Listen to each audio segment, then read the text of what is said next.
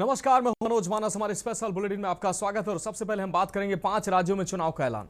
भारत निर्वाचन आयोग ने बंगाल, असम, तमिलनाडु, केरल और पुडुचेरी में विधानसभा चुनाव की तारीखों का ऐलान कर दिया है। मुख्य निर्वाचन आयुक्त ज्ञानेश कुमार ने नई दिल्ली के विज्ञान भवन में आयोजित प्रेस कॉन्फ्रेंस में इन राज्यों में चुनावी कार्यक्रम की घोषणा की। असम, केरल, तमिलनाडु और पुडुचेरी में एक चरण में और पश्चिम बंगाल में 2 चरणों में मतदान होंगे। वहीं 5 राज्यों के चुनाव नतीजे 4 मई को घोषित होंगे। आपको बता दें कि असम, केरल और पुडुचेरी में 9 अप्रैल को वोटिंग होगी। तमिलनाडु में 23 अप्रैल को वोट डाले जाएंगे, जबकि पश्चिम बंगाल में मतदान प्रक्रिया 2 चरणों में संपन्न होगी और यहां 23 और 29 अप्रैल को वोट डाले जाएंगे। The special intensive revision is being conducted as per Article 326 of the Constitution to ensure that no eligible elector is left out, while no ineligible person is included in the electoral rolls. I congratulate all the booth level officers, assistant electoral registration officers, electoral registration officers, district election officers, and all election officials who were involved in this work for ensuring its smooth conduct and completion. It has been a massive democratic exercise.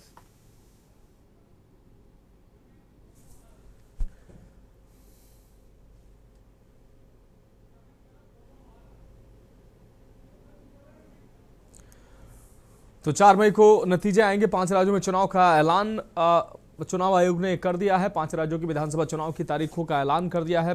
पश्चिम बंगाल में 2 चरणों में मतदान होंगे, जबकि असम, केरल, तमिलनाडु में एक ही चरण में मतदान होगा। पश्चिम बंगाल समेत 5 राज्यों में आचार संहिता लागू हो गई है। और अब बात चित्तौड़गढ़ की धरा वीरता से भरा। राजस्थान की वीर धरा चित्तौड़गढ़ रविवार को जय श्री राम और हर हर महादेव के उद्घोष से गूंज उठी। उत्तर प्रदेश के मुख्यमंत्री योगी आदित्यनाथ चित्तौड़गढ़ पहुंचे, जहां उन्होंने ऐतिहासिक जौहर श्रद्धांजलि समारोह में शिरकत की। रानी पद्मिनी और हजारों वीरांगनाओं के बलिदान को नमन करते हुए सीएम योगी ने न केवल इतिहास के गौरव को याद किया, बल्कि वर्तमान भारत के लिए कई बड़े संदेश भी दिए। इस मौके पर योगी आदित्यनाथ का अंदाज हमेशा की तरह प्रखर था। उन्होंने चित्तौड़गढ़ को भारत की शक्ति का केंद्र बताया।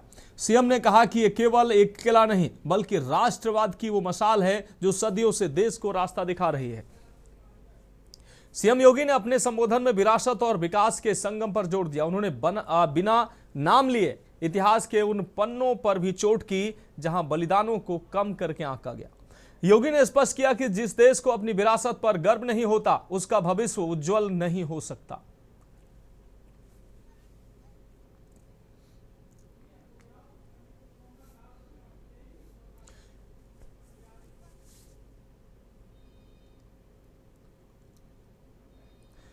तो सीएम योगी ने वीरांगनाओं को श्रद्धांजलि दी। जौहर की ज्वाला और योगी की हुंकार देखने को मिली। चित्तौड़गढ़ में शक्ति और भक्ति का संगम देखने को मिला। कर रहे हैं, उसका साक्षात कर रहे हैं। इतिहास कैसे बनता है, ये चित्तौड़गढ़ का दुर्ग उसका प्रतीक है। इतिहास कैसे बनाया जाता है, त्याग और बलिदान की परिपाटी क्या होती है, ये दुर्ग उसका प्रतीक है। आज का ये श्रद्धांजलि समारोह हम सबको इस बात के लिए भी प्रेरित कर रहा है, इस बात के लिए भी प्रेरणा दे रहा है कि आने वाले समय में किसी बेटी और किसी बहन को इस प्रकार के दौर से न गुजरना पड़े, उस प्रकार की स्थितियों का सामना न करना पड़े। और मैं सचमुच जब जौहर की गाथा के बारे में, जिसके बारे में हमारे केंद्रीय मंत्री श्री शेखावत जी यहां पे कह रहे थे 1303, 1535 और 1568 में जो 3 बड़े जौहर यहां पर देखने को मिले हैं, भारत का इतिहास जिन वीरांगनाओं के इस जौहर से भरा पड़ा है।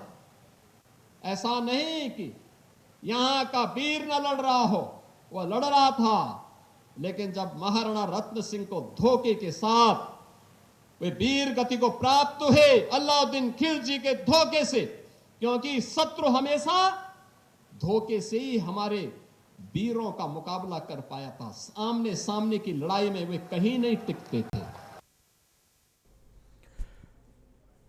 तो मनीष तिवारी हमारे संवाददाता अधिक जानकारी के लिए हमारे साथ जुड़ गए हैं। मनीष, चित्तौड़गढ़ में मुख्यमंत्री योगी आदित्यनाथ पहुंचे, वहां मुख्यमंत्री की हुंकार भी देखने को मिली।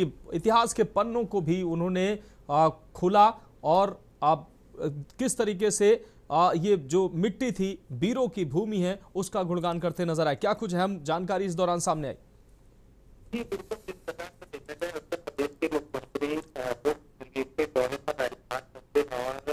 देखा जाए जिस प्रकार से जो है उन्होंने चित्तौड़गढ़ में पहुंच करके सबसे पहले से श्रद्धांजलि दी गई उनके द्वारा, और उसके बाद जो है वहां पर पूजा पाठ का भी कार्यक्रम रखा गया। जिस प्रकार अगर हम वीरंगनाओं और को उनके द्वारा श्रद्धांजलि और जौहर को देखते हुए जो है मुख्यमंत्री के द्वारा जो है काफी लोगों को संबोधित किया गया। जिस प्रकार से उनकी वीरता को लेकर के उसको लेकर के जो है लोगों को संबोधित करते हुए मुख्यमंत्री के द्वारा जो है उनका पूरा ये भाषण देखने को मिला। जिस प्रकार से जो इतिहास रहा है, इतिहास से उनके द्वारा जो चर्चा की गई, और चर्चा के दौरान जो है उनकी शक्ति की बात, उनके जो पुराना इतिहास जो देखने को मिला है, तो उस पर जो है मुख्यमंत्री ने बहुत ही साफ तौर से कहा कि किस प्रकार से राजस्थान का एक रूप और एक स्वरूप हुआ करता था, उसके द्वारा किस प्रकार से ग्रोथ हुई। तो कह सकते हैं कि भारतीय जनता पार्टी की राजस्थान में सरकार है, और जिस प्रकार से उत्तर प्रदेश के मुख्यमंत्री वहां पर पहुंचे और जय श्री राम के जो उद्देश्य हैं उनके, जिस प्रकार से अयोध्या राम मंदिर का विस्तार हुआ, उसका उन सभी बिंदुओं को, जिस प्रकार से योजनाओं के तहत उत्तर प्रदेश सरकार या बाकी जो बीजेपी शासित राज्य की सरकारें हैं किस सिलसिले से आगे बढ़ रही हैं, उन सभी बिंदुओं को लेकर के जो है मुख्यमंत्री के द्वारा एक जनता को एक संदेश दिया गया। जी बिल्कुल मनीष, इस तमाम जानकारी के लिए आपका बहुत बहुत शुक्रिया। तो जौहर की ज्वाला और योगी की हुंकार एक साथ देखने को मिली। चित्तौड़गढ़ में शक्ति और भक्ति का संगम देखने को मिला। मुख्यमंत्री योगी आदित्यनाथ ने इतिहास के पन्नों को भी पलटा। जय श्री राम के उद्घोष से वीरों की धरा गूंज उठी।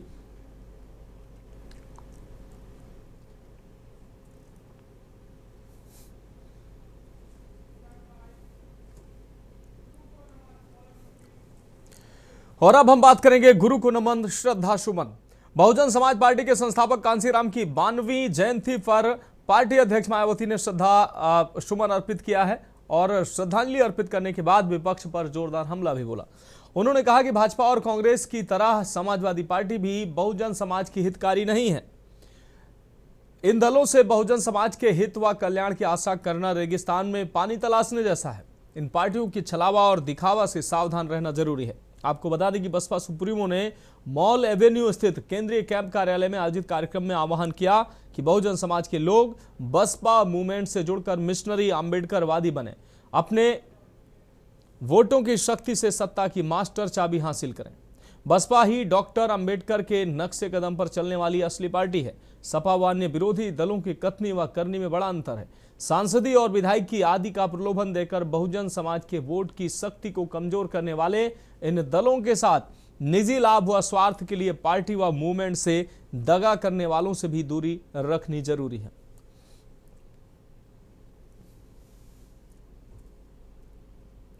तो कांसीराम जयंती पर श्रद्धा सुमन अर्पित किया मायावती ने और विपक्षी दलों पर निशाना भी साधा। सपा, भाजपा, कांग्रेस सब पर निशाना साधते हुए उन्होंने कहा कि विरोधी पार्टियों की कथनी और करनी में अंतर है। कांसीराम जयंती पर श्रद्धा सुमन अर्पित करने के बाद मायावती ने विरोधियों पर निशाना साधा। सपा का पीडीए प्रेम ये छलावा है।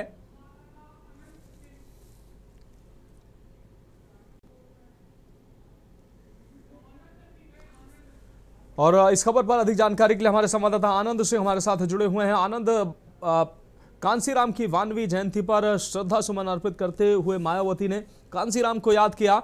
अंबेडकर की नीतियों पर चलने की बात बहुजनों से करते हुए उन्होंने विरोधियों पर जमकर निशाना भी साधा। क्या कुछ अहम निकलकर सामने आया इस दौरान? जी बता दें कि जिस तरह से काशीराम जी की आज जयंती थी, उसको लेकर के बहुजन समाज पार्टी ने बड़े धूमधाम से उनकी जयंती को मनाया है और उसमें कई हजारों की संख्या में कार्यकर्ता पहुंचे थे। आपको बता दें कि जिस तरह से सपा और कांग्रेस लगातार कह रही है कि काशीराम जी हमारे हैं, और उनको लेकर के अभी कुछ दिन पहले राहुल जी यहाँ लखनऊ पहुंचे थे, उनके जो जयंती है उस फंक्शन में शिरकत किए थे, वहां भी बोले थे। तो इस तरह से कई बोल, तो मायावती जी का साफ तौर से यही कहना है कि जिस तरह से ये लोग कह रहे हैं काशीराम जी पहले ही हमको उत्तराधिकारी बना गए थे, तो आज जब चुनाव का एजेंडा है इसलिए चुनाव को लेकर के ये सब अपने अपने में लगे। दलित वोटों को साधने के लिए सपा हो या कांग्रेस हो या अन्य और पार्टियां हो, दलित वोटों को साधने के लिए काशीराम जी के बारे में ऐसा कह रहे हैं। जी हाँ बिल्कुल आनंद, इस तमाम जानकारी के लिए आपका बहुत बहुत शुक्रिया। तो काशीराम जयंती पर मायावती ने श्रद्धासुमन अर्पित करते हुए सब समाजवादी पार्टी कांग्रेस पर निशाना साधा। सपा का पीडीए छलावा है, ये बात उन्होंने कही। कांग्रेस और भाजपा पर भी उन्होंने निशाना साधा। उन्होंने कहा कि बहुजनों के असली हितैषी बसपा है। अम्बेडकर के रास्ते पर वास्तव में बसपा चलने वाली पार्टी है, बाकी जो दल है वो छलावा करते हैं। और अब बात मिशन 2027 का रोड मैप तैयार। देहरादून के देहरादून के भाजपा मुख्यालय में रविवार को सत्ता और संगठन का बड़ा जमावड़ा देखने को मिला। मुख्यमंत्री पुष्कर सिंह धामी और दिग्गज नेताओं की मौजूदगी में मिशन 2027 का रोड मैप तैयार किया गया। बैठक में न सिर्फ संगठन की मजबूती पर चर्चा हुई, बल्कि एसआईआर जैसे महत्वपूर्ण मुद्दों पर भी सरकार ने अपना रुख स्पष्ट किया है। लिहाजा राजधानी का राजनीतिक पारा चढ़ा रहा। मुख्यमंत्री पुष्कर सिंह धामी के साथ पूर्व मुख्यमंत्री त्रिवेंद्र सिंह रावत, रमेश पोखरियाल निशंक, कैबिनेट मंत्री रेखा आर्य और सतपाल महाराज जैसे दिग्गज नेता एक सुर में आगामी चुनाव का बिगुल फूंकते नजर आए। उन्होंने बताया कि आपको बताया जा रहा है कि सरकार का लक्ष्य औद्योगिक क्षेत्रों का विस्तार करना है ताकि 2027 तक रोजगार के नए अवसर पैदा हों। मुख्यमंत्री धामी इसे आत्मनिर्भर उत्तराखंड के रोड मैप के रूप में पेश कर रहे हैं। बताया जा रहा है कि पार्टी जल्द ही विधानसभा स्तर पर विकास रथ निकालने की योजना बना रही है, जो डबल इंजन सरकार की उपलब्धियों को सीधे जनता तक ले जाएगा।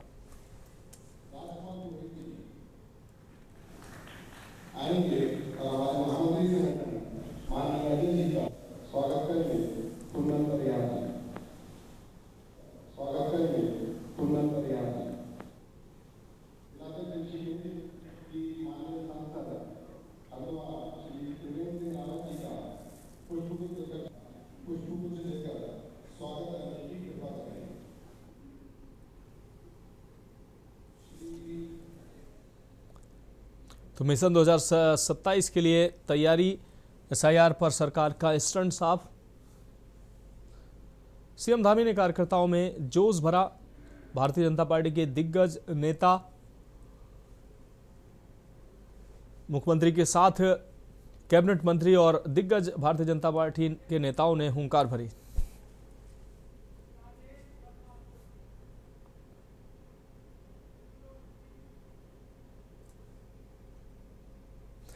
राजेश वर्मा हमारे साथ, हमारे ब्यूरो चीफ, ज्यादा जानकारी के लिए हमारे साथ जुड़ गए हैं। राजेश जी, मिशन 2027 के लिए उत्तराखंड जो सरकार है पूरी तैयारी कर रही है, इसको लेकर भारतीय जनता पार्टी के जो तमाम नेताओं के साथ मुख्यमंत्री पुष्कर सिंह धामी ने हुंकार भरी है। कार्यकर्ताओं को संबोधित करते हुए 2027 का शंखनाद किया। क्या कुछ अहम जानकारी इस दौरान सामने आई? बिल्कुल मनोज, देखिए अगर अब तक की बात करते हैं तो 2027 की तैयारी को लेकर के जो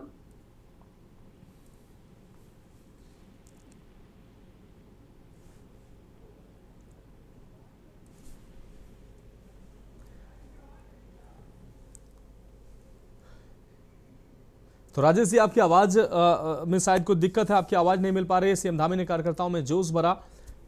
सीएम धामी ने 2027 का शंखनाद किया है। देहरादून में मिशन 2027 का शंखनाद भारतीय जनता पार्टी के दिग्गज नेताओं के साथ मुख्यमंत्री धामी ने यह शंखनाद किया है। जीत के लिए ताना बाना बुनने की तैयारी अब शुरू हो चुकी है। सत्ता और संगठन की जुगलबंदी ने 2027 की विजय का रोड मैप का जो मिशन है वो शुरू किया है। एसआईआर पर सरकार ने स्टैंड साफ किया है। सीएम धामी ने कार्यकर्ताओं में इस दौरान जोश भरा।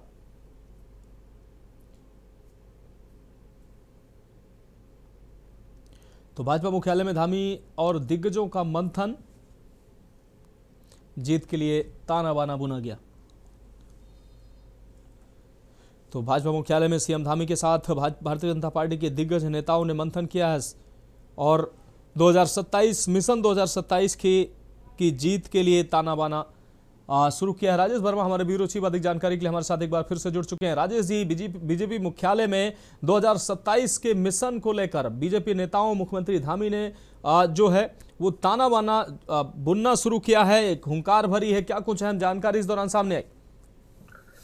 बिल्कुल मनोज, देखिए अगर हम बात करते हैं तो हाल ही में जो गृह मंत्री हैं अमित शाह, जो वो देवभूमि के दौरे पे आए थे और उन्होंने 2027 का जो रोड मैप है उसको लेकर जो है संगठन के तमाम जो कार्यकर्ता हैं या तमाम भाजपा के विधायक मंत्री हैं, तो उनके बीच जो है आम जनता के बीच में एक हुंकार जो है वो 2027 के चुनाव को लेकर के भरी थी। और उन्होंने इस बात का भी जो है वादा किया था जनता से कि जो आने वाला दशक है, प्रधानमंत्री जी अभी अपने भाषणों में कई बार बोल चुके हैं कि जो आने वाला दशक है वो उत्तराखंड का है। विकास कार्यों के लेकर के बात करें, रोजगार को लेकर के बात करें, तो तमाम ऐसी राज्य सरकार और केंद्र सरकार की योजनाएं हैं जो धरातल पर उतारी गई हैं और जिनका परिणाम जो है वो देवभूमि में खासतौर से देखने को मिला है। और यही वजह है कि देखिए आज संगठन की जो है बैठक हुई है जिसमें तमाम वरिष्ठ नेता जो है वो उसमें मौजूद रहे, कार्यकर्ता इसमें मौजूद रहे, खुद मुख्यमंत्री जो है पुष्कर सिंह धामी इस बैठक में मौजूद रहे। और इस पूरी बैठक में परिणाम सिर्फ यही है, लक्ष्य सिर्फ यही है कि आगामी जो 2027 के चुनाव है उसको किस तरीके से जो है भारतीय जनता पार्टी जो है वो इसको किस तरीके से भारी मतों से जीत पाए। और ये वजह है कि कितनी ज्यादा से ज्यादा सीटें जो है जो अब तक के परिणामों में रहा है कि जहां भाजपा की जीत नहीं हो पाई तो वहां पर संगठन किस तरीके से काम कर पाए, तमाम ऐसे पहलू है जिनको लेकर के जो है तैयारी जो है वो तैयारी का जो भूगोल है वो बच चुका है भारतीय जनता पार्टी की ओर की तरफ से। और तभी जो कहा जा सकता है कि जो देखिए 2027 के जो चुनाव है वो कहीं ना कहीं संगठन के लिए भी एक बड़ा चुनौतीपूर्ण रह सकते हैं, क्योंकि कई ऐसे जो है विपक्ष मुद्दे उठा करके जनता के बीच में जा चुका है कि जो 2027 में कहीं ना कहीं उनसे किस तरीके से भारतीय जनता पार्टी पार लगा पाएगी ये बहरहाल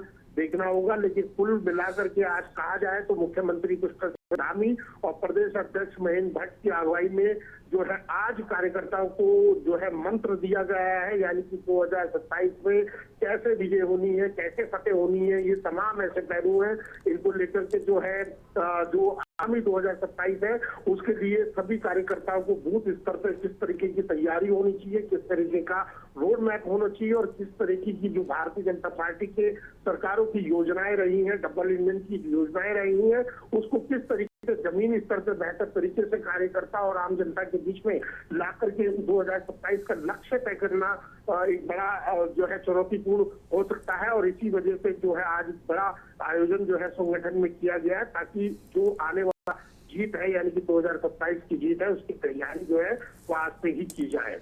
मनोज। हाँ बिल्कुल राजेश जी, इस तमाम जानकारी के लिए आपका बहुत शुक्रिया। तो सत्ता और संगठन की जुगलबंदी जो देखने को मिली है और ये जुगलबंदी 2027 का ताना बाना जीत ताना बाना बुनती नजर आ रही है, उसको लेकर हुंकार भरी है। तो फिलहाल हमारे स्पेशल बुलेटिन में वक्त एक ब्रेक का हो। ब्रेक के बाद हम बात करेंगे सिलेंडर का मसला बीजेपी पर। ब्रेक के बाद हमारे स्पेशल बुलेटिन में एक बार फिर से आपका स्वागत है। हम बात कर रहे हैं सिलेंडर का मसला, बीजेपी पर हमला। जालौन में समाजवादी पार्टी की मैनपुरी सांसद डिंपल यादव ने एक कार्यक्रम में मौजूद लोगों को संबोधित करते हुए मौजूदा सरकार भारतीय जनता पार्टी पर जमकर हमला बोला। उन्होंने कहा कि प्रदेश में महंगाई की मार और गैस सिलेंडर की किल्लत गरीबों के लिए बड़ी चुनौती बन गई है, लेकिन सरकार इस पर ध्यान नहीं दे रही है। डिंपल यादव ने कहा कि नोटबंदी, कोविड के समय और गैस की समस्या में हमेशा गरीबों को लाइन में खड़ा कर ठगा गया। उन्होंने दावा किया कि 2027 के विधानसभा चुनाव में समाजवादी पार्टी पूर्ण बहुमत से सत्ता में आएगी, जिसके डर से भाजपा अनाप शनाप काम कर रही है।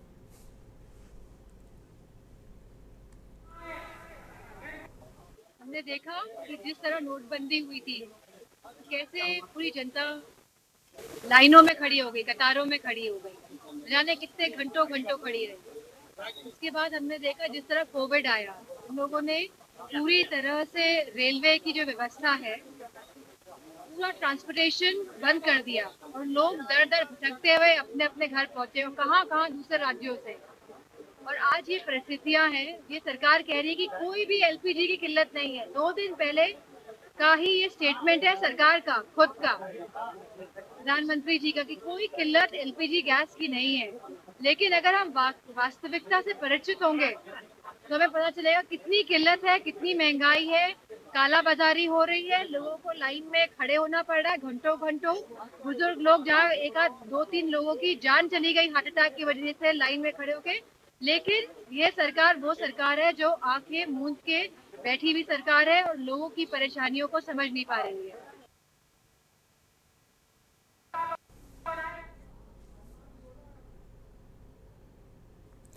तो डिंपल यादव ने भाजपा पर जमकर हमला बोला। उन्होंने कोविड की बात की, उन्होंने नोटबंदी का जिक्र किया, महंगाई और गैस सिलेंडर की किल्लत का भी उन्होंने मुद्दा उठाया।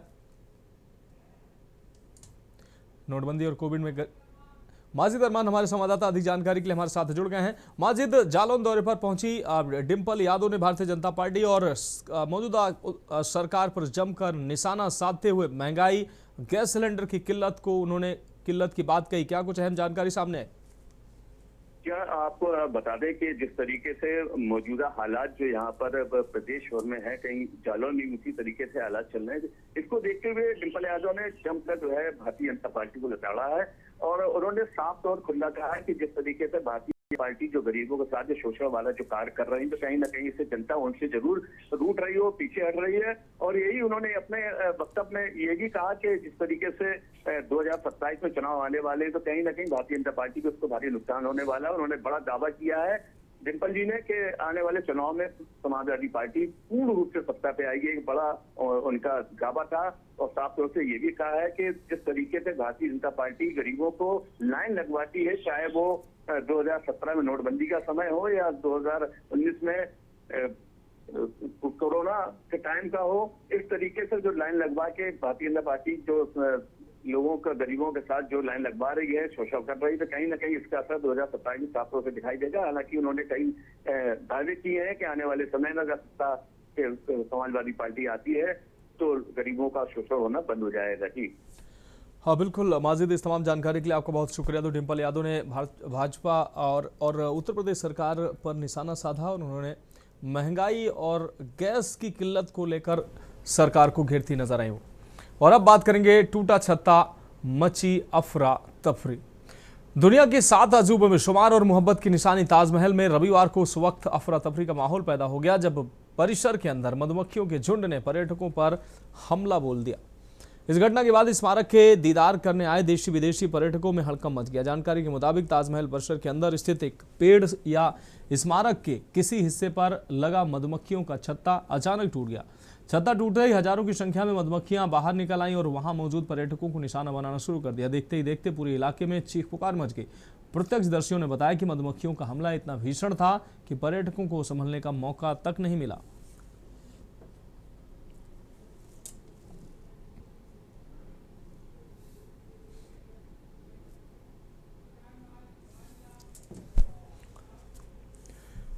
तो फिलहाल हमारे स्पेशल बुलेटिन में अभी के लिए मेरे साथ इतना ही। मुझे दीजिए इजाजत और आप देखते रहिए के न्यूज़ इंडिया।